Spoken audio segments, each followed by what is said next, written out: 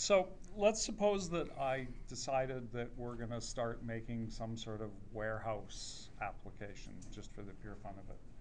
And so since warehouses store boxes, I made a box class as starter code that just records the name that somebody's going to put on the box and don't care really what the string is, something that identifies the box. So there's the simplest class I could make. Okay? And then we're going to come along and make the warehouse class. Okay? So let's just start writing a warehouse class and we'll see how far we get. So what sorts of things should the warehouse class have for a variable? What am I going to, warehouse is going to store boxes. A list of books. So we're going to need a list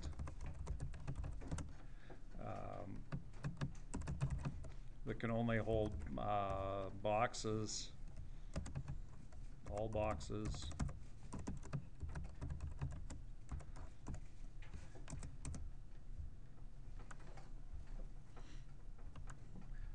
Do the import statement, get the right list, write the constructor.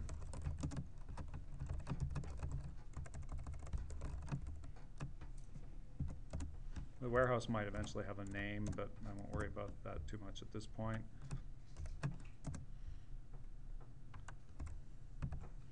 And let's make sure that all boxes gets initialized.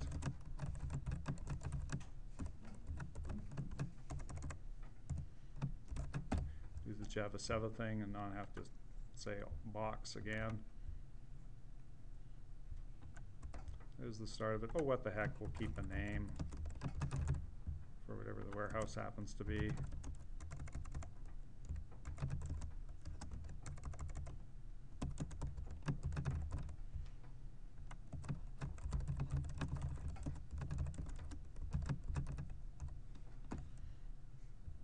And I guess I should write a public string get name.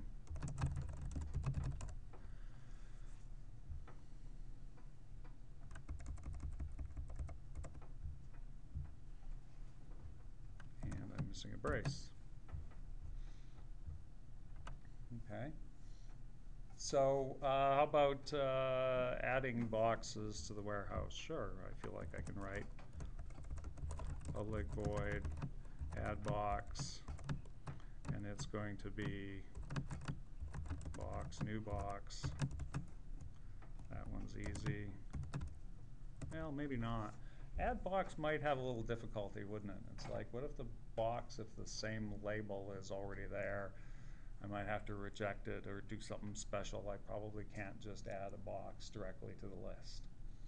It seems like there might be some bunch of code that I'll have to write there.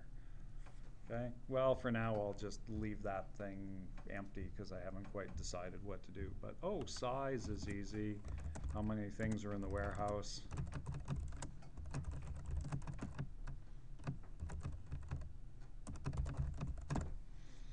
So we can add boxes. I guess we could retrieve something.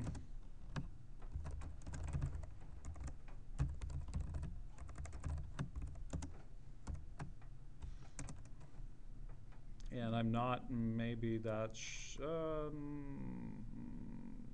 one might have some errors if the box isn't actually there. Somebody sends some stuff and says, here, go hunt for this one. It's not there. I'd have to worry about an error and all of that sort of stuff. I have to figure out whether or not it would return null. Well, that one might be a little bit of work. Don't feel like writing it. Okay. So what I've done is I've sort of written half of the warehouse class, and then I've gotten a little bit lazy because I'm starting to think that there's a bunch of stuff I know that's really easy to do. Oh, I picked off the constructor. I picked off the fact that, oh, I'm probably going to, anybody who does this is going to have this list, and I want the warehouse to have a name. I managed to get it initialized, and now I did the simple ones. I picked off get name and I picked off size, and I'm already starting to get worried about, like how add is actually going to work and how retrieve is going to work, because those are the ones that have the extra code in them, right? Okay, well, I want to turn this into an assignment now, I guess, because I'm feeling particularly lazy. So it's time to turn this into a something that you people can do. Okay. Now, the trick that I've done in the past is to say, I'll make an interface for you, and the interface will mean here, okay, this is the class, just go write these methods. Okay? But in this case, I've gotten a little farther than I did with an interface because I've done two things. I've actually written in some of the variables which aren't allowed in an interface. You've never seen me give one before. It always just has the methods, right? And I've also started to write some of the code for the more obvious things that I know are going to happen. Okay? So this is sort of like a half-done class. Okay, so it's not fully complete yet, and somebody could take over from here. But I think all of you should start with this version of the code, and then add more to do your own code to make it work. Okay, so here's what I'm going to do on warehouse. I'm going to add the word abstract onto the front of the warehouse, and I'm going to add the word abstract onto the front of the things that I didn't complete, hopefully, if I did that the right way. Retrieve, and actually we're going to give it a box that looks like, that looks a little bit better. And what's it upset about? Oh yeah, don't specify a body, so I don't feel like doing this one, so I'm just going to do that. Okay, and even add box, I'm going to change it to say I don't really know what add box is supposed to do.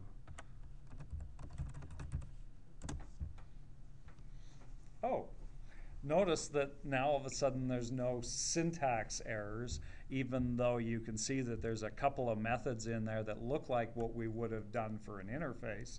They're obviously incomplete because there's no code in there. Okay? And what I've done is I've created something that's half complete,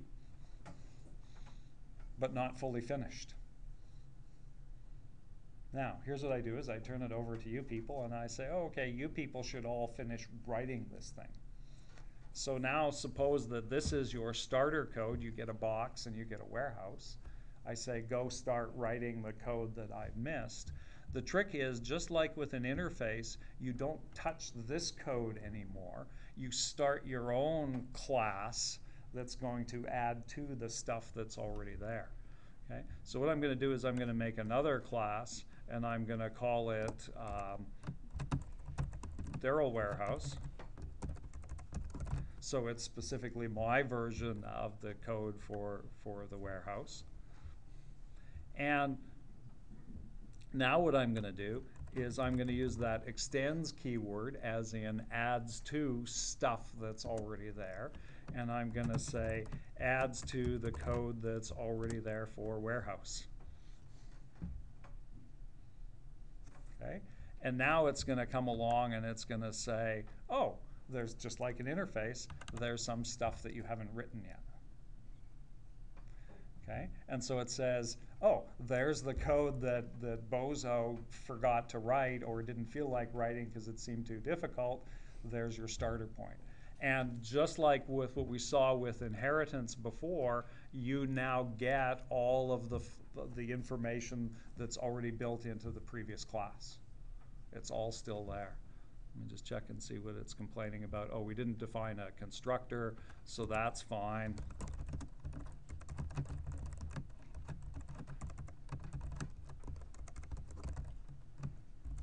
So there's my constructor. Remember what you had to do with a constructor when you extended a class? Pardon me? You got to do the super call to say I want you to initialize some of the fields. So I'm going to call super with the string that it requires for the name that goes onto the front of the warehouse. And that'll be enough to initialize the stuff in the superclass. Okay? Now, what I'm going to do with this one specifically is instead of the private keyword on here, just so that we can mess with it, I'm going to call this one protected instead, which means that anybody, any of the child classes can go grab those variables directly, which is probably a better bet. I should have done that to begin with. Okay, so that now means for add box, it's perfectly legal to say all boxes dot add new box, like we would do if we weren't worried about there being any errors. And now I can go in and I can write the code for retrieve, which is search for the thing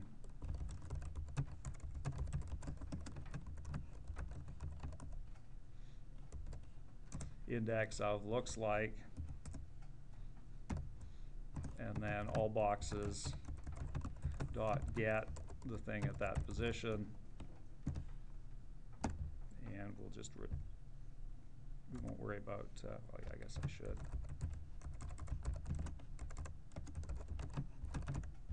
Just to be consistent.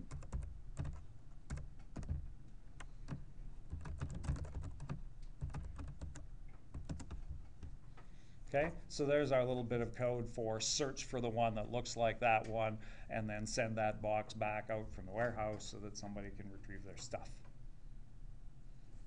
Okay, and what I might actually want to do, if you want to delete it from the warehouse, it would be all boxes dot remove the one at that position. Okay. Now, of course, there'd be the accompanying unit tests for this thing to make sure that it did what it was supposed to do. It removed the box and all of that sort of stuff. Okay. That's all there is to abstract classes. Okay. See the idea? An abstract class is essentially a half-written class. You go through and you start providing some of the data, and you start providing some of the methods that seem like you know what the obvious things are to fill in, and then for ones that you're not sure about or that you'd like people to be able to do in different ways, depending on their organization or the way they want to implement it, you leave those things undone and you mark them as abstract. And you mark the whole class as being abstract, which says it's not finished yet, but since it's partially finished, other people can make their version say extends. They get all the work that you've done from the partially finished one imported into yours, and they can continue on their way.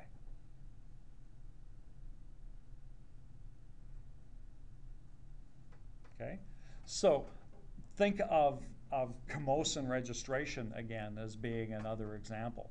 What we might do for Commotion registration, if we wanted to get all of the different registration departments for all of the different colleges working together and saying the same things, in the past we would have defined an interface and we would have said, okay, these are now the words that you can use from institution to institution that will work for any registration department. But we can take one step farther and we can go, okay, well, anytime we pay our fees, the registration department is going to have to deposit them in the bank someplace. So it makes sense that we can not only fill in the interface, but we can start to say, oh, every college is going to have a bank. I know that much. So let's put a bank object inside every single one of these things because some college is going to need that. It'll change when somebody pays their fees, what they say to their bank and how they say it and all of that sort of stuff, but everybody still needs a bank. And so I can write in the variable for bank, I can write in some of the stuff for how they would normally work with a bank, and leave a whole bunch of details unimplemented for them to come along and fix it. Okay? So abstract classes are nothing more than half-finished classes. They're just like an interface, except they quite often contain methods that are complete, and they contain data which isn't allowed in an interface. Just allows you to proceed from there. Okay, questions about using that abstract? Does it make sense? It's being one step up. Okay.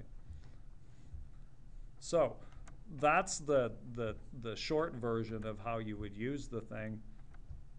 And so what I did as an assignment last year is I went through and I tried to construct some sort of realistic example of, or semi-realistic example of how we might use the thing. And so here's last year's Lab 7, and we'll talk about what the problem is. Have you guys filled out one of these things that we call spike charts? Yeah. So no surprise to you, right? Somebody comes along and makes this big piece of paper that says, here's the classes, Comp132, Comp whatever it is, 170, and then they hand out the piece of paper across the room, and they have it split up into some number of hours here, right? And so it's that you do more than 2, 4, 6, 8, 200 hours, whatever the numbers happen to be. And then everybody comes along, and on their piece of paper they say, well, okay, I spent almost no time on Comp132, and I spent huge amounts of time on Comp170. Pretty accurate. Maybe a little more, but that's okay, right? and so all that happens is that you end up with these weird clusters of numbers spread out like this, and then somebody comes along later and we look at it and we go, oh, bad instructor, shame on you for making these students work this hard. Because what happens, we actually do this in staff meetings, because the problem is that if students are working this hard on one class, then all of the other classes aren't probably getting any work done, and the students are falling behind, and so the other instructors start to beat up on this one and say, hey, what's going on? Why are you doing this to me? That's what's supposed to happen, okay? How often have you filled out a spike chart? Three times so far. 3 times. It should conceivably be every week, you know? And so I thought, wouldn't it be nice if we could automate this so that you could just go to a web page, and at the end of the week you could punch in your numbers, and then we could just get automatic reports, and people could do it sort of when they felt like it at the end of the week rather than not having to wait, etc. Okay? So time for some sort of spike chart program. Okay, which is where this thing is headed. Of course, there's not going to be a fancy GUI on the front of it, you know that by now, but at least we'll write the guts of the spike chart code. Okay, and so basically here is all I've said is, oh look, I made a couple abstract classes and some tests. I half wrote the code, and then when I got tired, I said, oh, you guys just go write the rest. Okay, so now we'll go look at the code and just see what we can discover about this stuff. So someplace up here, I've got the code for all of the abstract stuff that I gave the students to start with. And so let's just go look at, maybe the main program will help us for a start to figure out what's going on with this thing. So how does this actually get used? Let's see, the main program starts up. It makes a course report, which is something for just this week.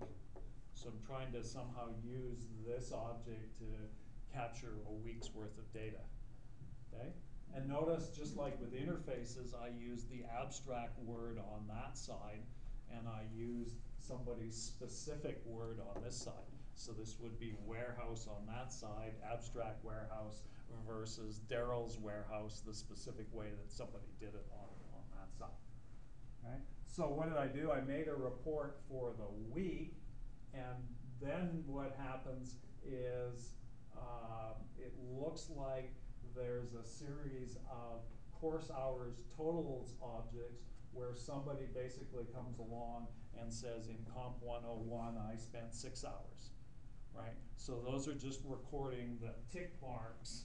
Here's one that said 6 hours, here's one that said 8 hours for the different courses. Okay? So they're just giving a course name, how many hours in total I spent for that course this week. And there's a bunch of different students that are doing it, because Comp 101's repeated a bunch of times. Okay?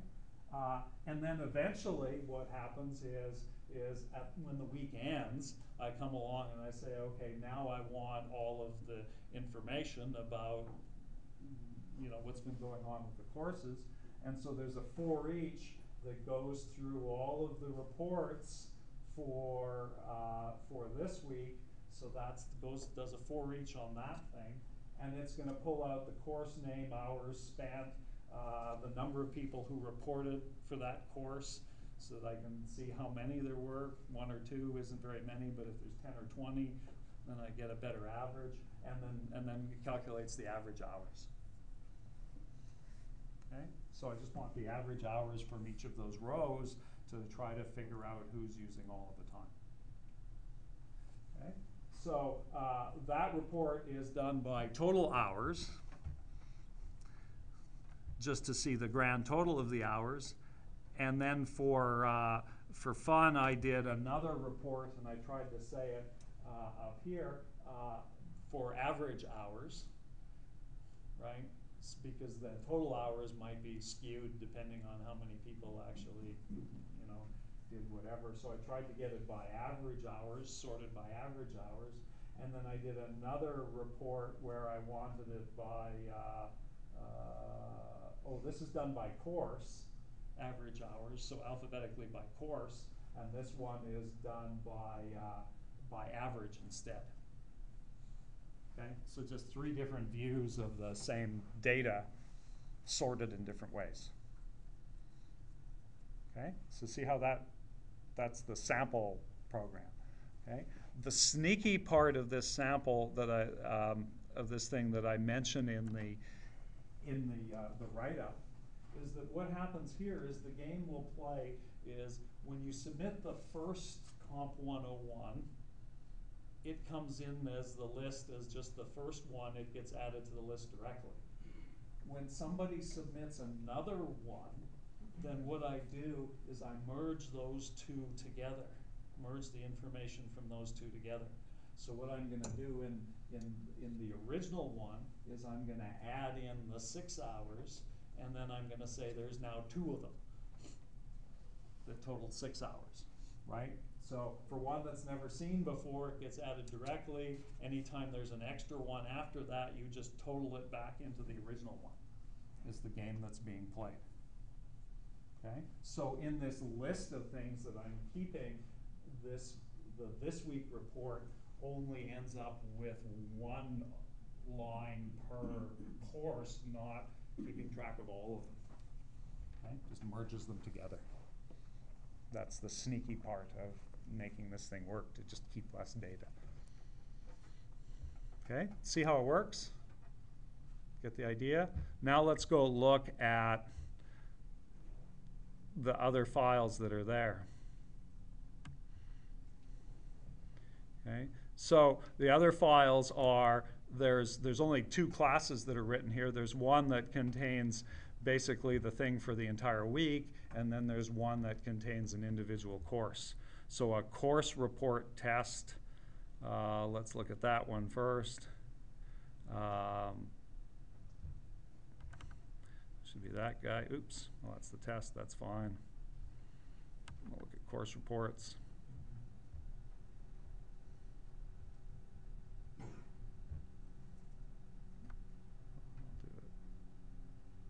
Those are both the tests, never did get it. Here's the abstract ones.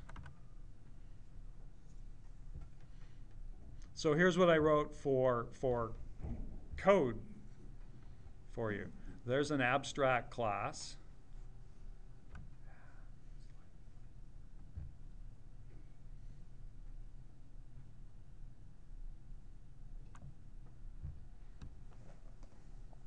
And the abstract class keeps track of the week of string.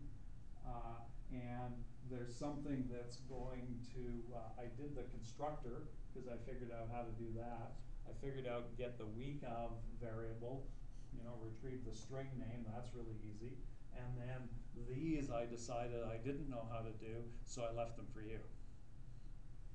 Nicely unfinished. Okay? So there's one that does add report, and there's a couple that retrieve iterators, and there's an iterator up top. So there's 3 different iterator views of the same file sorted differently. Okay? And in the abstract course hours one, the totals one, I got a little more creative because I guess I knew a little bit more. So I put in the names of I put in the variables for all of the information I thought you were going to need. And I put in the constructor constructor to say the first report that gets created has a count of 1. Any one thereafter, oh, I did something to add the total hours, to merge the total hours. And then near the bottom, I got lazy again, and I said, oh, you need to figure out how to calculate the average for this data, and you need to figure out how to actually add 1 and do that merging process. Okay, wrote the easy ones.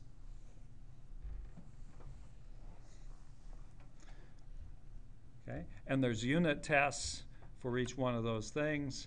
So I was kind enough to give you the test so that you can see whether or not your code passes. And in the tests, I do things like basically see whether or not the constructor is setting up things with the correct values for the first one, whether or not when you take a course and add 20 minutes to it, or 20 hours, whatever it happens to be, it actually does the add against the original 10 and bumps it up to 30, which is what that's doing. Says there's now 2 reports in there instead of 1, and says the average should be that. Okay, so I'm just going through all of the, so standard Pfeiffer testing, here's all the tests for the thing. Okay, so where do you want to start in making this lab work?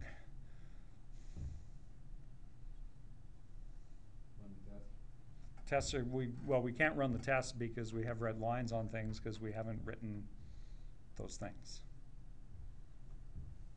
So there's no course hours totals class.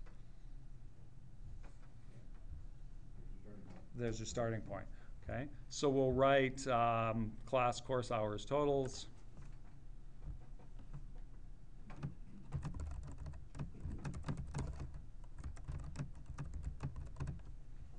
So there's course hours totals.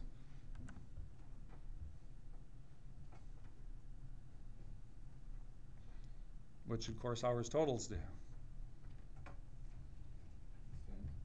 So this is where the extends comes in. And it's going to be extends the abstract course hours totals beast. And now Eclipse is kind enough to say, well, I guess you should have written some of those things. And there's only the 2 undone things left to write. Okay? All the other ones are completed, and they can be found in the other class. And again, it's going to complain, oh, you didn't call the constructor. And it's insistent on that because the other class has the data that needs to be initialized, so you need a constructor at the very least that calls the other constructor to do the initialization, the superclass constructor. So course hours totals has to, at the very least, call super to do the initialization. And it's complaining and it's saying, hold it here. Your constructor in the class that you extended doesn't have those arguments. Okay, well, let's go back and look at abstract course hours totals, which is this guy. Look at its constructor, and it looks like abstract course hours totals takes a course name and hours spent. Well, I guess then we need a course name and hours spent. So I'll just steal those from there. And when we get hours in the constructor,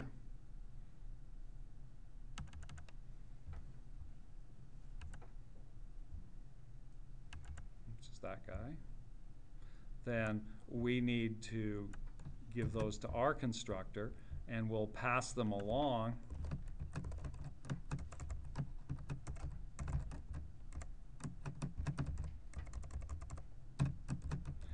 to the superclass constructor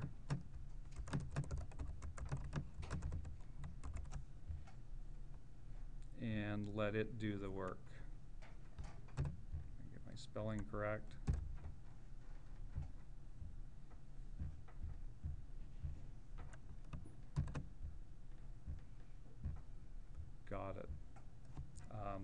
There's still some residuals in there, but I think the errors are out of it.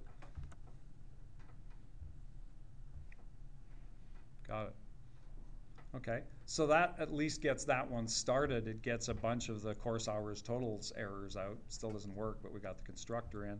Let's just get rid of the rest of those things, but rest of the errors by doing the same thing for the other class, which is course hours total course reports. Make sure I get it right. We need we'll just see what the main program thinks it's missing. It's probably the easiest way.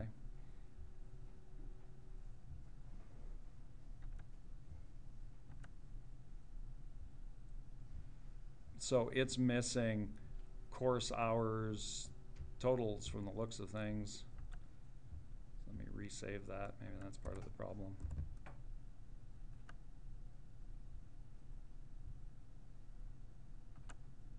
Go back and look at the main program. There's course hours totals works. Not bad. Course reports is the only thing that's missing. So we need course reports extends abstract course reports. Make our new Java class.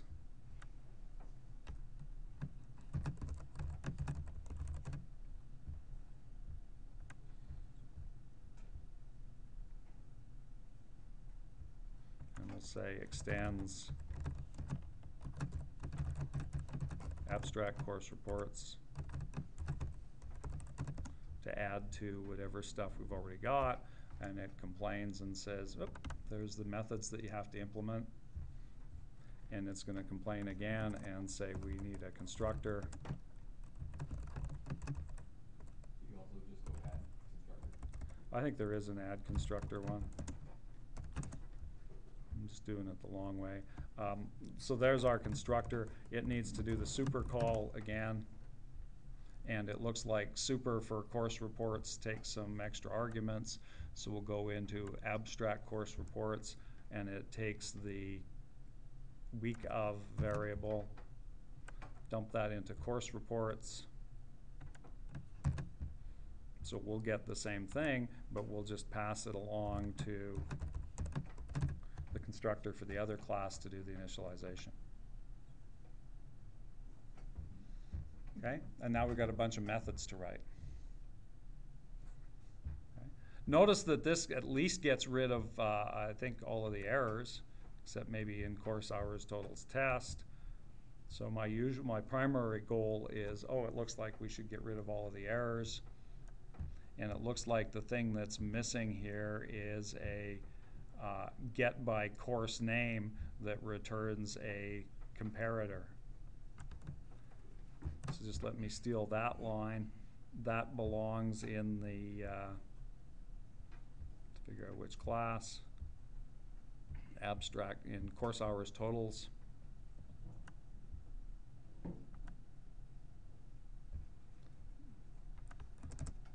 So notice that the interface didn't pick that up, or the abstract didn't pick that out.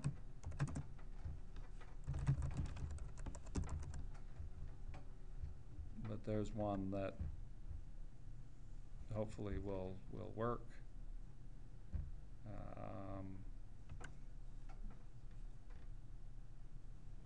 It doesn't like comparator. Punch in comparator, the import statement. If I can get my bulb. No, I've got Java util comparator on there. That's fine.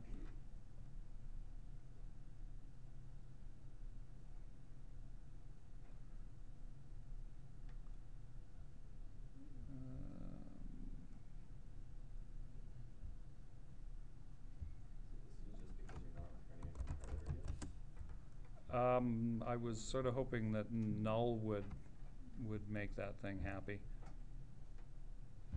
but apparently not.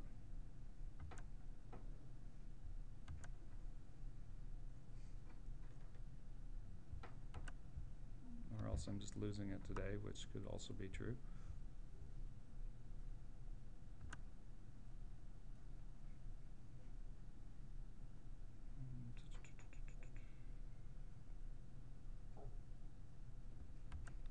I shouldn't have taken that. Done what I thought was the easy way. This, oh, it's got to say static on it because that's a class name.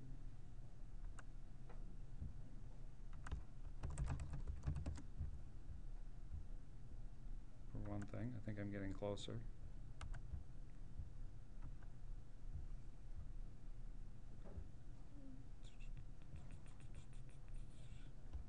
Oh.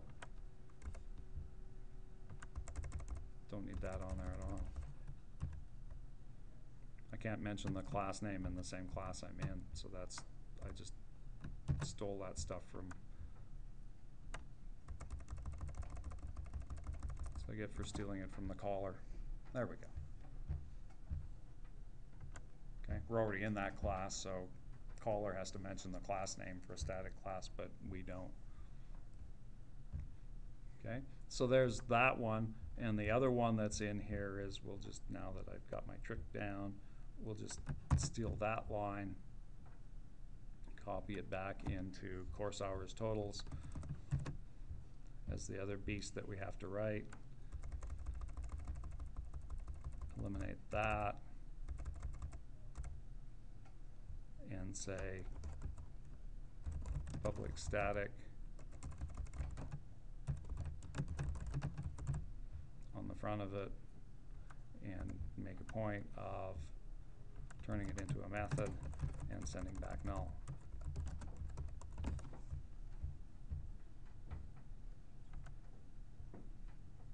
And if I'm lucky, that clears out every single syntax error in the project. Okay, so now we have to start actually writing code that does something. Which of these two classes do you want to start with first? In general, what's the best one to start with?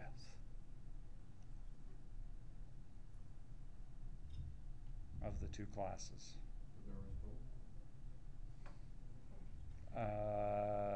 Because Lower down in the push report? yeah, it's lower down, so it's got the lowest level of detail, and the higher level of class is going to use it, so you might as well get the smallest piece working first and then work your way up towards the top. So we'll start with the smallest piece here. Which one of these methods do you think is the one that would be nice to get working first? Add time, because unless you can add time in, nothing else is going to work. That's the thing that puts stuff in. Okay, so what should add time do when more hours comes in? In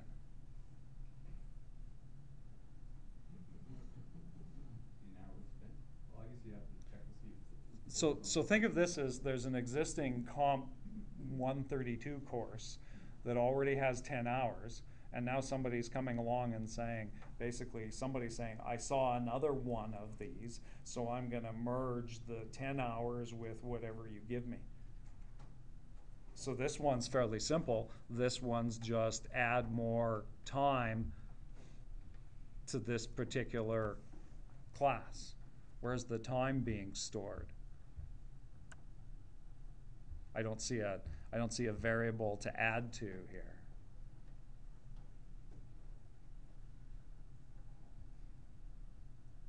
Remember, it says extends. So if you want to look for the variable and the things that you can do with this, you're going to go look in the other class. So we'll go look in the abstract course hours total, which is that guy. And there's the one with all of the data. Notice anything about these variables?